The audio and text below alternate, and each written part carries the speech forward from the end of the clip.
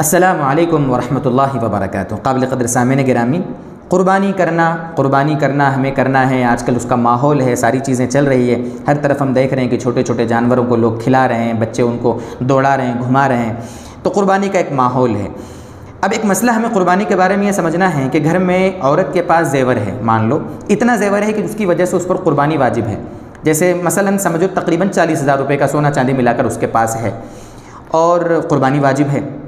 اب یہ بیچارہ شوہر ٹینشن میں ہے کہ وہ تو غریب ہے، اس کے اوپر تو قرض ہے، تو قربانی کیسے کرے، کیا کرے؟ تو اب یہاں کیا کرنا چاہیے، شریعت میں اس سچویشن کو کیسے ہینڈل کیا جاتا ہے اس کو سمجھیں۔ دیکھو دوستو، اگر عورت صاحب نصاب ہے تو قربانی یہ عورت پر واجب ہے، برابر۔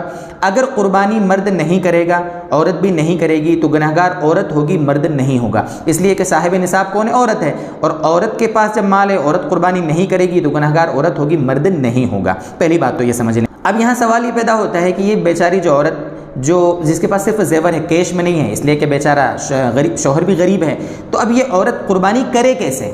اس کی شکل کیا ہو؟ اس کی شکل بڑی سمپل ہے۔ اس کی شکل یہ ہے کہ یہ شوہر اپنی بیوی پر احسان کرے اس کی طرف سے قربانی کر کے۔ ضروری نہیں ہے کہ جانور خریدے، چھوٹا بکرا یعنی چھوٹا جانور لائے، بکرا لائے، ضروری نہیں ہے، بلکہ کیا کرے، وہ بڑے جانور میں حصہ لے لے، 1,600، 1,800، 2,000 روپے میں۔ اپنے آس پاس جو بھی معتبر ایسے لوگ ہیں جو صحیح قربانی کو انجام دیتے ہیں، اجتماعی قربانی، تو آپ ان سے مل لیں، ان کو فون لگا لیں، رابطہ کریں۔ آپ اپنے علاقے میں جو قریب میں ادارہ ہو یا کہیں کوئی اجتماعی قربانی کرتا ہو، وہاں 1,800، 2,000 روپے میں آپ قربانی کر سکتے ہیں اور آپ کی قربانی ادا ہو جائے گی۔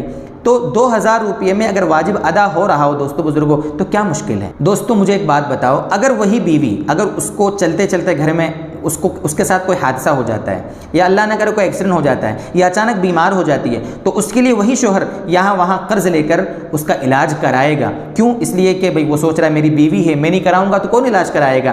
تو اس کے لیے وہ ہزاروں روپے خرچ کرنے کے لیے تیار ہے قرض لے کر۔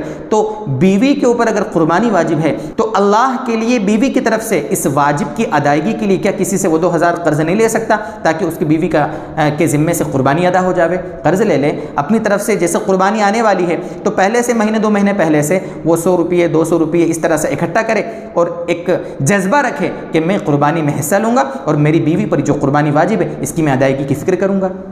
اسی طریقے سے شوہر اگر نہ کرے تو وہ بیوی پورے سال اگر اس پر قربانی واجب ہے تو اکٹھے کرے پیسے، 10 روپے 20 روپے اکٹھا کر کے زکوٰۃ بھی ادا کرے اور اپنی قربانی جو واجب ہے اس کو بھی ادا کرنے کی فکر کرے۔ کل ملا کر اگر دل میں جذبہ ہے نا اللہ کو خوش کرنے کا، اللہ کو راضی کرنے کا اور قربانی کرنے کا، زکوٰۃ دینے کا، تو پھر اللہ تعالیٰ آسانیاں فرما دیتے ہیں۔ دل میں جذبہ ہی نہیں ہے تو پھر اللہ تعالیٰ بھی آسانی نہیں فرماتے اور اس کے لیے دشواری ہو جاتی۔ انسان کے دل میں جذبہ نہیں ہے قربانی کا یا اور دوسری عبادت کرنے کا، تو پھر اللہ تبارک و تعالیٰ بھی اس کی مدد نہیں فرماتے۔ بندے کی طرف سے پہل ہو تو اللہ تبارک و تعالیٰ کی رحمت تو بالکل لپک کر ہمیں پکڑ لیتی ہے۔